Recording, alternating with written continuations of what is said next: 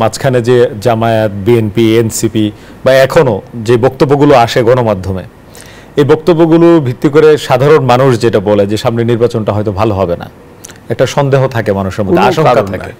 কোনো কারণ নাই। এবং সেটাকে টার্গেট করে সরকারের কি এরকম প্রস্তুতি দেখছেন? আইন শৃঙ্খলা বাহিনী গোছানো, আইন শৃঙ্খলা বাহিনী এখানে মানে ওটাকে সামনে আনা, প্রশাসনকে সামনে আনা, দেখতে হবে বিধি ব্যবস্থাটা কি আছে, মানুষের চরিত্র তার উপর নির্ধারণ হবে।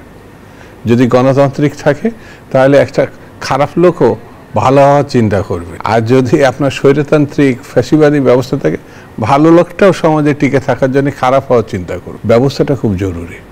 এখন বিভিন্ন দল বিভিন্ন মত, অনেক দল আছে, তো আমার কাছে মনে হয় যে তারা আশানুরূপ ফলের হয়তো তারা করতে পারবে না, কিন্তু এখনকার বিধি ব্যবস্থায় ৩-৪টে মিনিস্ট্রি তারা কন্ট্রোল করছে। নির্বাচন হলে ৩-৪টে মিনিস্ট্রিতে তারা কন্ট্রোল করতে পারবে। তারা বাস্তবতার কারণে আমি যতটুকু বুঝি ওই ৩টের মধ্যেই থাকুক, নির্বাচনটা একটু প্রলম্বিত হোক, এমন যদি ভাবে, তারা তো অন্যায় কোনো চিন্তা করছে না। সেই ক্ষেত্রে তো এটা বাস্তব হচ্ছে যে সবার স্বার্থ নির্বাচন এক না, কিন্তু গণতন্ত্রের উত্তরণের জন্য নির্বাচন খুব জরুরি।